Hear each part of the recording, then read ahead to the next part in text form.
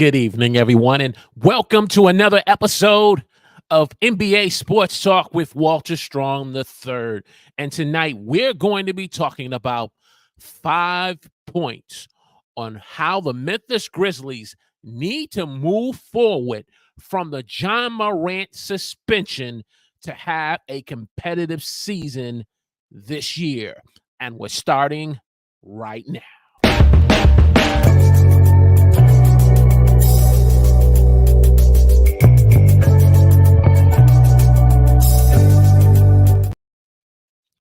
Good evening, everyone, and welcome to the NBA Sports Talk with Walter Strong III, where we talk NBA basketball and more from a fan's perspective. If you're new here, I want to encourage you to subscribe to the channel, click the alert notification button, and join the conversation in the chat or the comment section. And as we said, this evening, we're going to be talking about 5 points on why the Memphis Grizzlies need to move forward from the John Morant suspension so that they can have a competitive season. And so let's get into the content and have this discussion about the Memphis Grizzlies preview for NBA season 2023-2024, moving forward from the John Morant suspension to have a competitive season. Point number one, they got to deal with the John Morant suspension and hold John Morant accountable so that they can move forward. The Memphis Grizzlies and John Morant need to have accountability on both sides of the fence. John Morant, he needs to work on himself since the suspension and needs to be working on himself right now.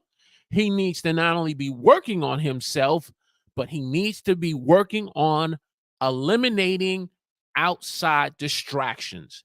And then finally, John Morant needs to be able to develop a team mindset. When I say a team mindset, I understand that when NBA players are in a locker room and they play together for 82 game seasons, NBA players, for the most part, are not always going to like one another. However, they have to learn to work together and develop chemistry. They have to develop a team mindset and leave I at the door. To be able to develop the team mindset, I've seen teams in the past where they, from the time of training camp, begin to work together. They begin to hang out together. They begin to travel together. They begin to hold one another in accountability and not just having regular practices that the coach has, but they're willing to have additional practices so that they can operate as a team. They can operate as a team. The Memphis Grizzlies and the John Morant suspension remind me of an episode or a scene in Coach Carter with Samuel L. Jackson. And if you remember, there was a particular gentleman who was very talented, and he had a nice outside shot, knocking down three-pointers. I believe the individual who was in the movie, his name was Cruz. But the issue with Cruz was, as good as he had some outside distractions, such as the streets. And the outside distractions that were pulling on him were from the streets, also in dealing and selling drugs, whereas the other team, certainly there was a connection in living in the streets, but they were not distracted by the streets of the outside distractions and possible self-destructive behavior. Okay.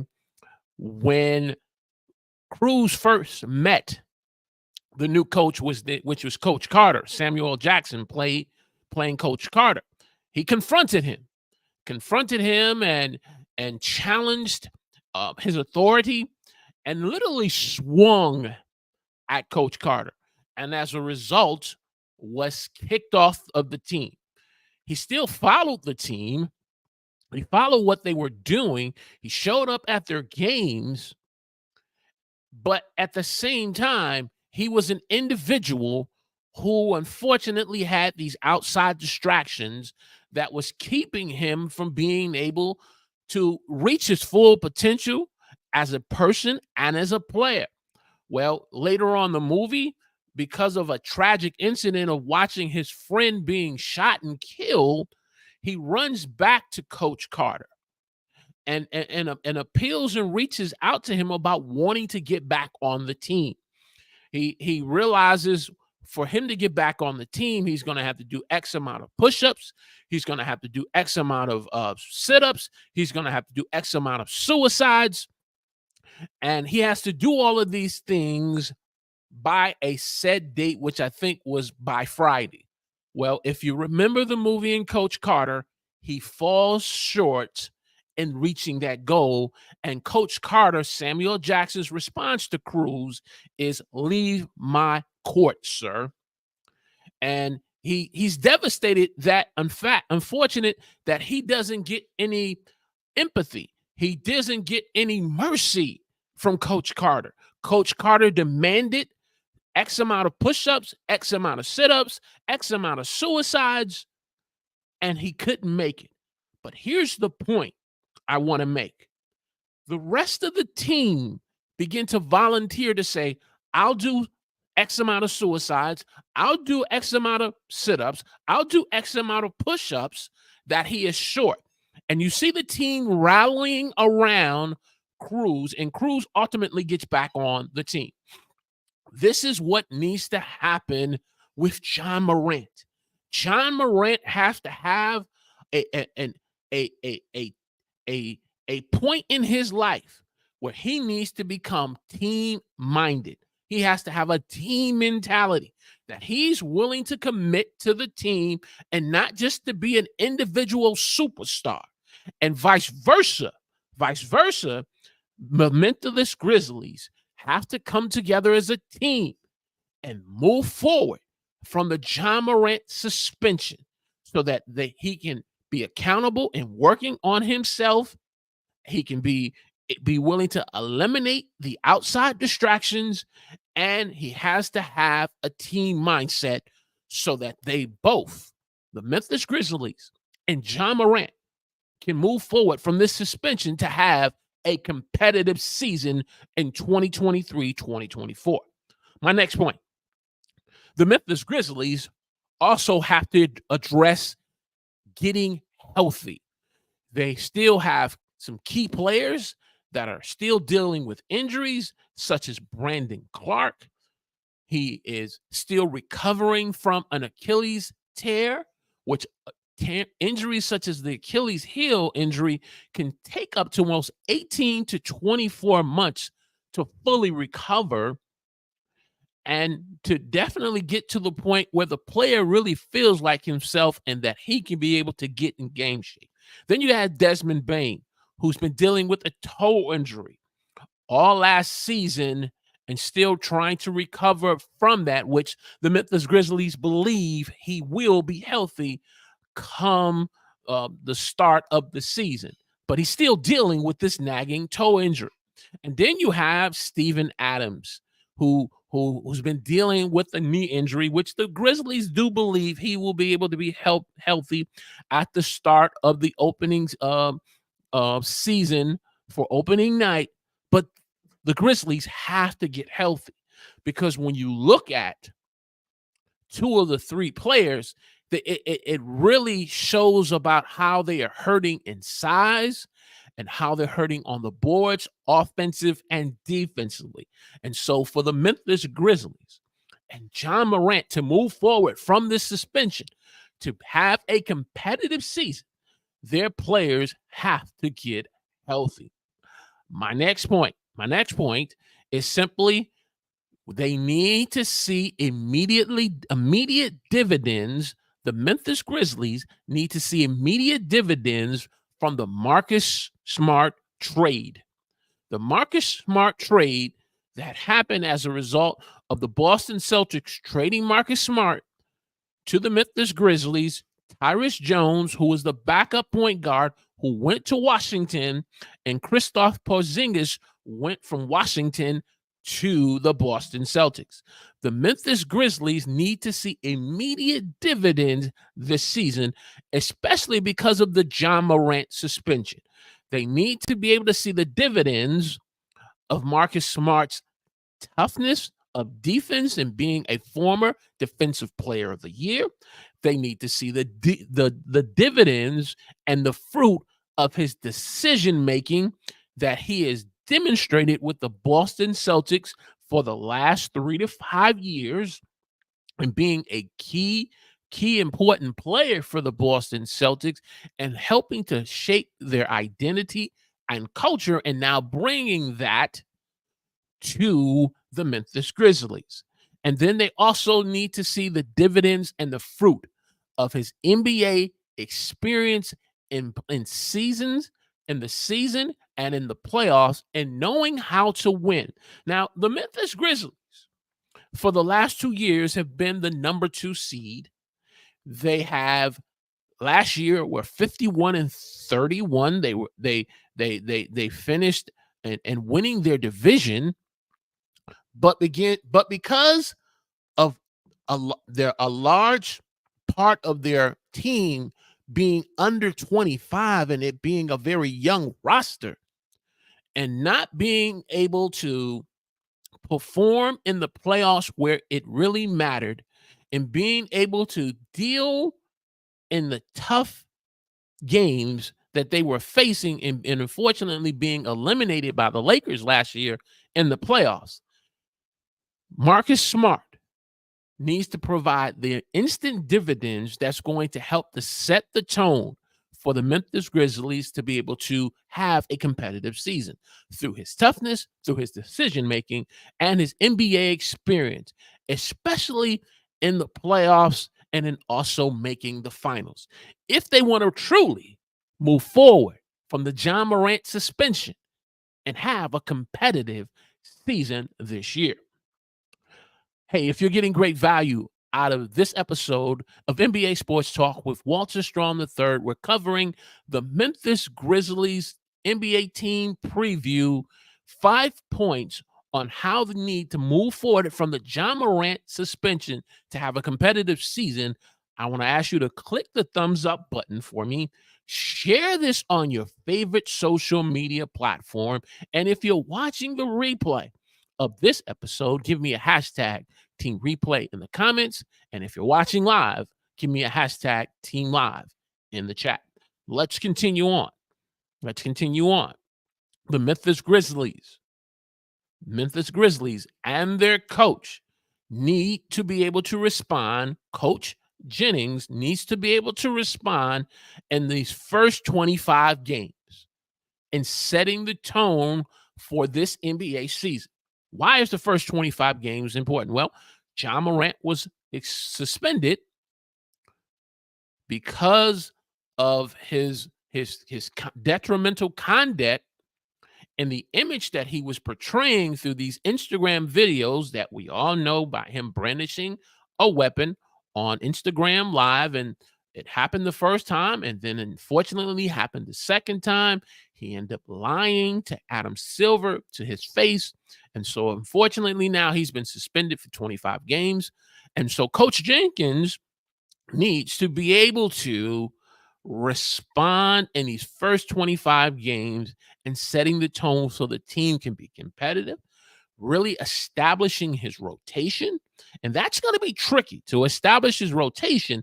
He has individuals like Desmond Bane. He has individuals like Marcus Smart. He has individuals like Derrick Rose, which we'll get into. And so he's going to have to plug in these individuals these first 25 games in playing the point guard. Derrick Rose is only going to be able to give you so much as a seasoned veteran, but being able to move this rotation where there are going to be some nights Derrick Rose is going to be running the point. There's going to be some times where Marcus Smart is going to be running the point. And he's going to have to really work on his in-game adjustments, because we saw in last year's playoffs how the Los Angeles Lakers took advantage of the Grizzlies and they're not being able to make in-game adjustments. And so this season, Coach Jenkins really needs to really work on his in-game adjustments during these first 25 games and really establishing his rotation so that when John Morant does come back, the team can have some form of chemistry. They can develop some type of identity and they can be competitive. My next point, and probably my final point, I'll make this my final point, and then we'll get into any questions that you may have in the live chat or in the comment section, is the Memphis Grizzlies have to establish a veteran leader. Right now, in my opinion, the Memphis Grizzlies don't have a true team leader. They don't have a true team leader. They have a bunch of talented individuals, but they don't have a true team leader. Now, you may say, well, since the Memphis Grizzlies got Marcus Smart through the trade, he can be their team leader because with Boston, he was kind of known as the team leader over in Boston with Jason Tatum and Jaylen Brown and Al Horford. But I believe there's a difference in terms of you having a team leader who helps run the offense and keeps the team focused. But there is a difference when you have a veteran leader. When you look at, for example, the Miami Heat, which we'll get into in another episode, the team leader unequivocally is Jimmy Butler. But the veteran leadership was coming from who is now retired Udonis Haslem. You see the difference? You had Jimmy Butler, who was the everyday in-game team leader, but you had Udonis Haslem, who was the veteran leader who helped to set the culture, the mindset, and establish the identity of the Miami Heat. And this is what the Memphis Grizzlies is missing. Marcus Smart is going to, I believe, end up developing and becoming the team leader for the Grizzlies, even in the return of John Morant. He has the playoff experience. He knows how to win. He's a former defensive player of the year. He's a very competitive player. He knows how to win. But the veteran leadership, in my opinion, needs to come from Derrick Rose, because Derrick Rose won't be able to contribute physically and play at the level that he's did in the past. But Derrick Rose has the NBA experience of the years of playing, knowing how to win and hit big shots. If you remember some of the big shots that he played with the Minnesota Timberwolves and being able to just score, his knowledge of the game, knowing where to run, how to run offenses, and knowing how to respond to defenses, how to respond to in-game adjustments. This is the type of leadership that Derrick Rose needs to bring to this young Memphis Grizzlies for them to move forward from the John Morant suspension and to be able to have a competitive season. So let me get into my predictions. Then I want to jump over to the chat. So how will the Memphis Grizzlies, how are they going to do this year? Again, for the last 2 years, they've been the number 2 seed. They just finished last year at 51-31. So how are they going to do this year? Well, I believe the Memphis Grizzlies, you're going to see a tremendous digression from them. They're going to go all the way to the 8th seed. I don't believe the Memphis Grizzlies are going to win no more than 45 games. The West is very competitive and tough. You have Denver, you have the Lakers, you have Golden State, you have the Phoenix Suns, you have Sacramento, you have the Clippers, you have Dallas. I honestly believe that the Memphis Grizzlies are going to end up being in the 8th seed, and they're going to end up being eliminated by the Denver Nuggets in the first round. Because what the Memphis Grizzlies have to deal with, especially with John Morant being out for these first 25 games, you have new players like John Morant, Marcus Smart, Derrick Rose, and this young core. You've lost individuals like Dylan Brooks, which some people say that Marcus Smart should be able to replace his level of defense, but it's still early. So you lost individuals like Dylan Brooks. You lost your point guard in Tyrus Jones, which you're hoping that Marcus Smart will be able to replace. But there's a lot of challenges there, and so I'm putting them as the eighth seed. They're going to be eliminated by the Denver Nuggets. But I also believe at the end of this season, the Memphis Grizzlies are going to have to make a coaching change. So your thoughts on the Memphis Grizzlies? If you're watching me live, give me your predictions, 3 predictions in the chat. And if you're watching the replay, give me the comments section. So speaking of in the comments section, let's go over there right now and see who is joining us this evening. And so we want to say good evening to the #1 Washington Wizards fan, my dear sister Florence Donald from Equip Institute. She says, so true to the team mindset. You got to have a team mindset. And I'll go back to the example that I used regarding the movie Coach Carter. As talented as those individuals were, talented as those individuals, and it wasn't just groups. They had this one big guy who was the big man who really who was really anchored their offense and their defense, because he was refusing to go to class because of, if you remember, Coach Carter had made them sign contracts, and because he wasn't going to class, ultimately he got kicked off the team. He didn't get kicked off the team. He got benched. He got suspended. And so he said, hey, look, you want to bench me? You want to suspend me? Well, guess what? I'm going to walk out of this gym and I'm going to stop playing. Right? Well, we know how that went. So because when his mom's found out about that, she went back to the store that he was working at. The store, I think he was like an owner of the store.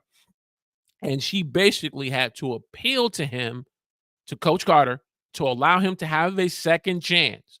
And ultimately, he got back on the team. But my point is the mindset of individual players who don't truly have a team mindset is what we're seeing, unfortunately, in the NBA, and that we see, unfortunately, even in high school. But great point. Want to say good evening to a first-timer who is joining us here at NBA Sports Talk. He said, should they trade Zaire Williams? That's a great question, Harold. That's a great question. Definitely, he becomes an asset for the Grizzlies, but I would probably say before trading them to look at how these first 25 games will be,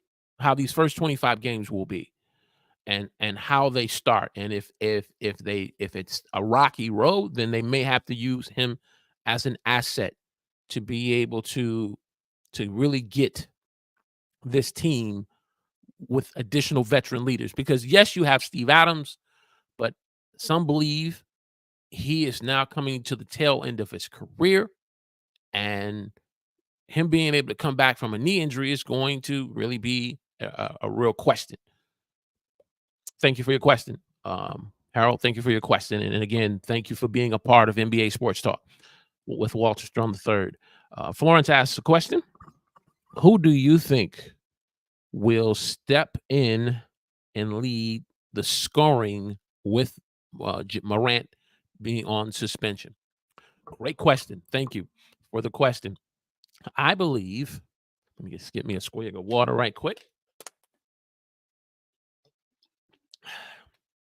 I believe the individual who's going to have to step up with the scoring, it's going to be a committee of individuals. I don't believe it's all going to fall on one individual. I believe you're going to see some nights where Marcus Smart is going to play a part. You're going to see Desmond Bane play a part. And you're going to also see Jaren Jackson Jr. play a part. I think it's going to come by a committee. But in terms of being a leading scorer, it could be Desmond Bain. He would be my ideal choice to be a leading scorer until John Morant comes back. Great question.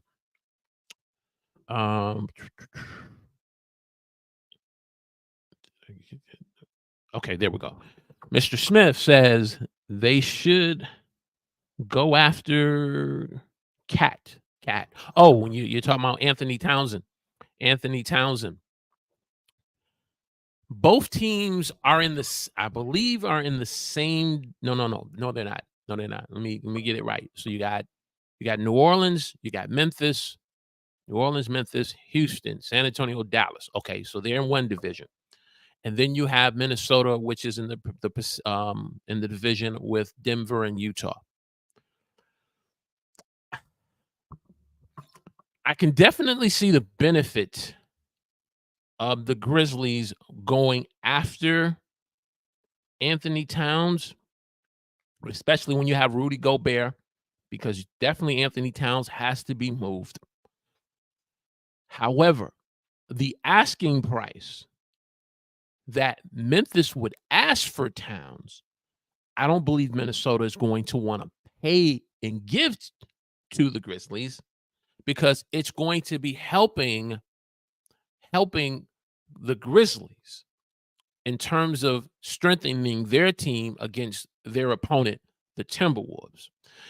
I would say, Harold, if Memphis was in the Eastern Conference and then they didn't see them as much, I like your thought on trading for Anthony Towns and being able to help with their size, because they're undersized. And so I believe Memphis is just going to ask too much.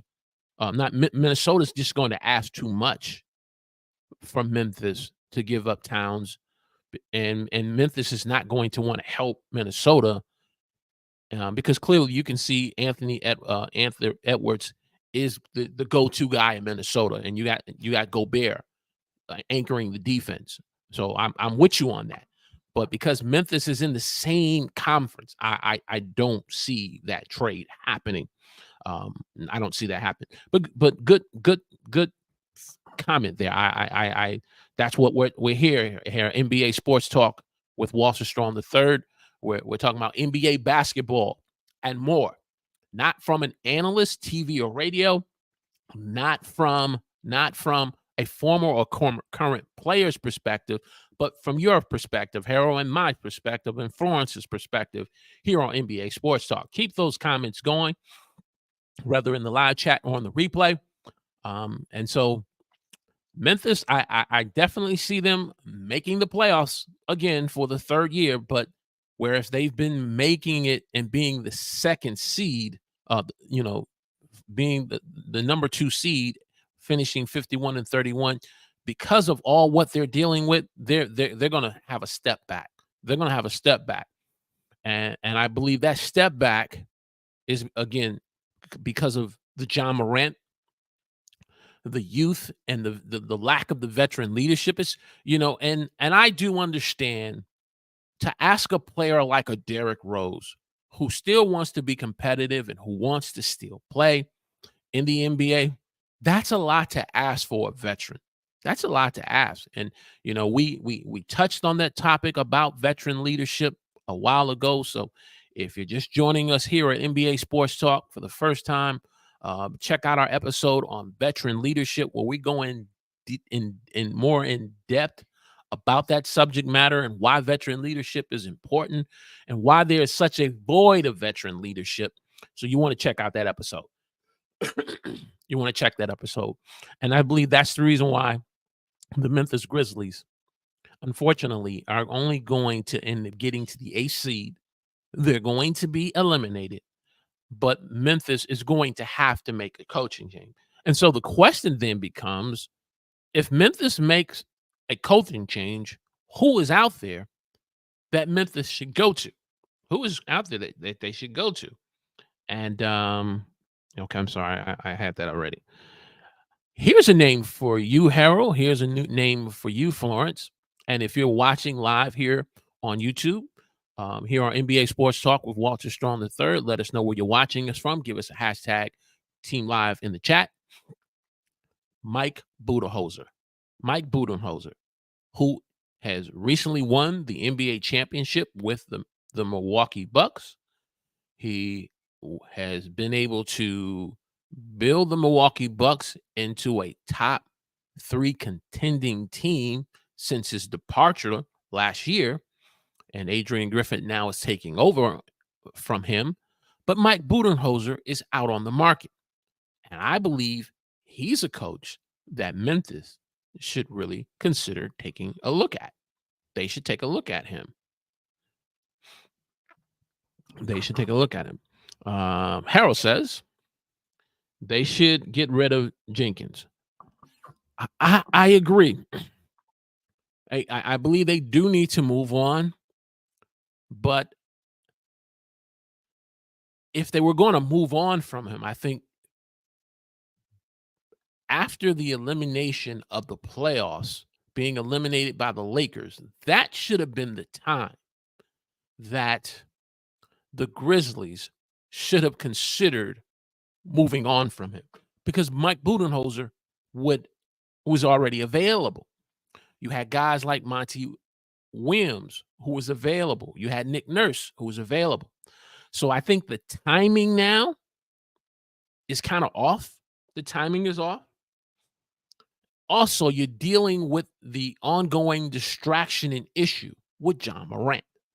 And so to end up having him suspended for 25 games, to now end up firing Jenkins, I really think would have put the Memphis franchise in a state of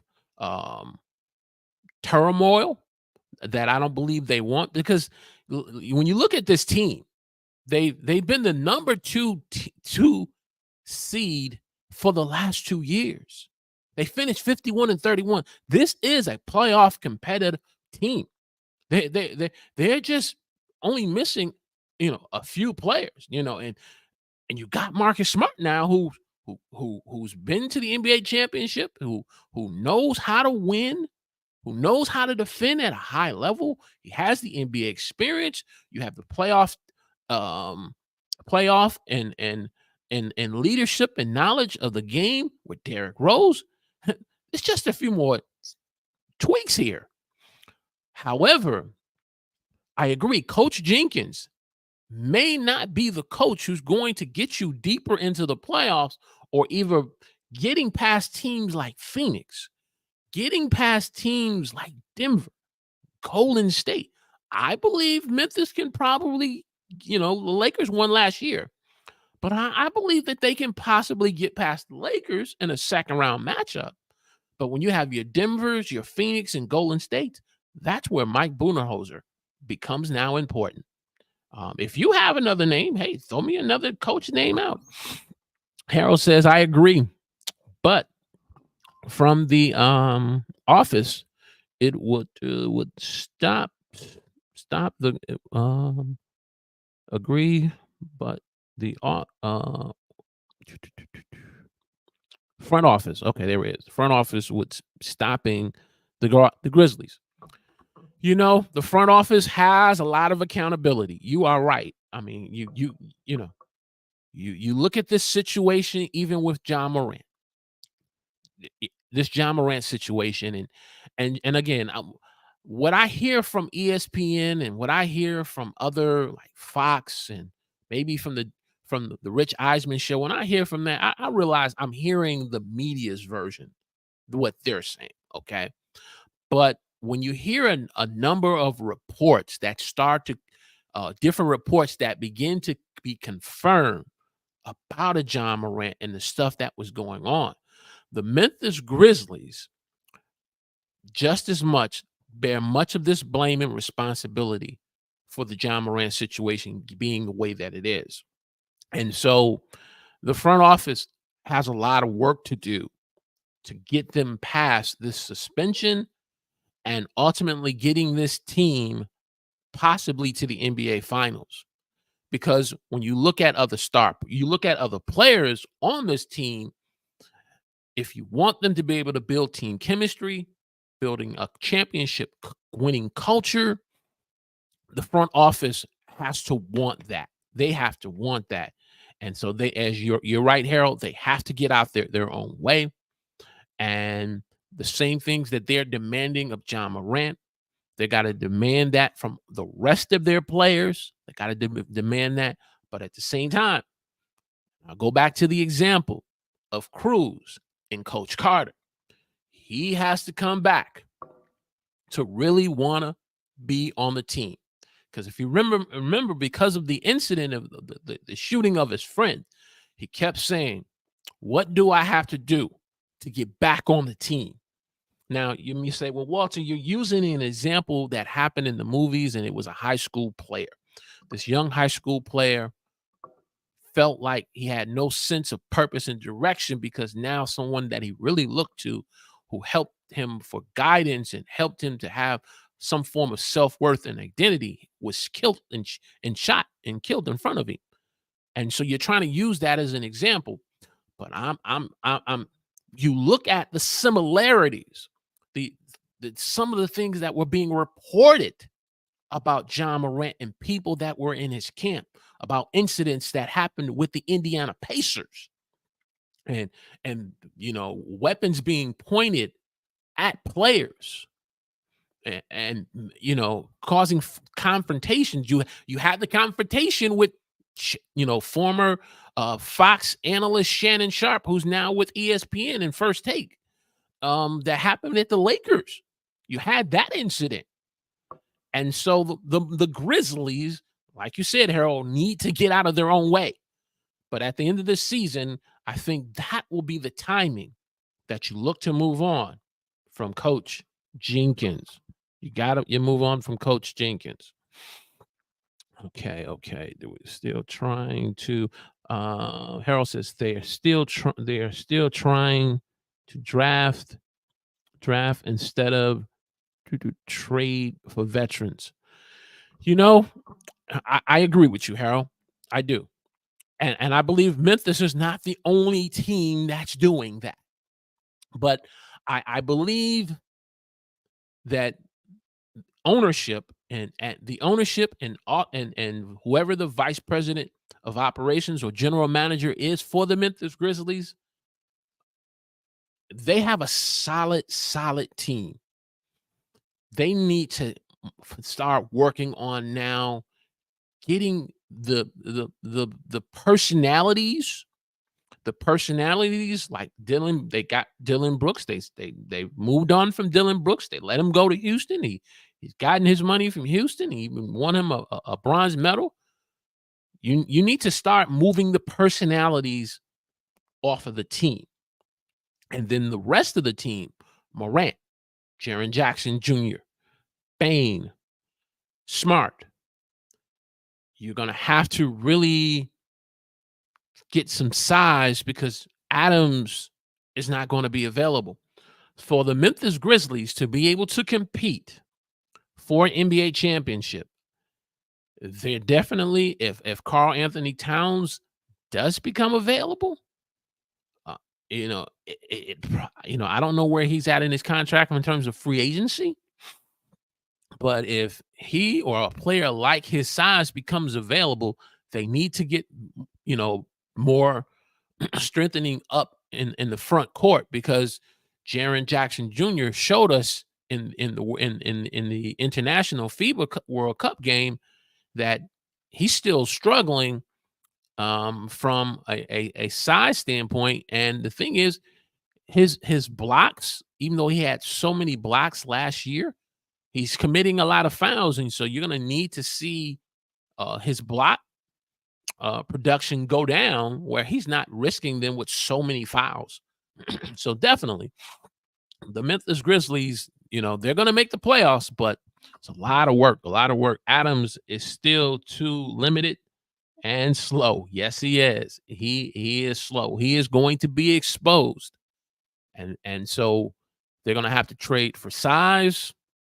They're going to have to trade for They're gonna have to trade for some size on the starting and in the rotation, and they have a lot of young players there, so that they can use from a trade standpoint.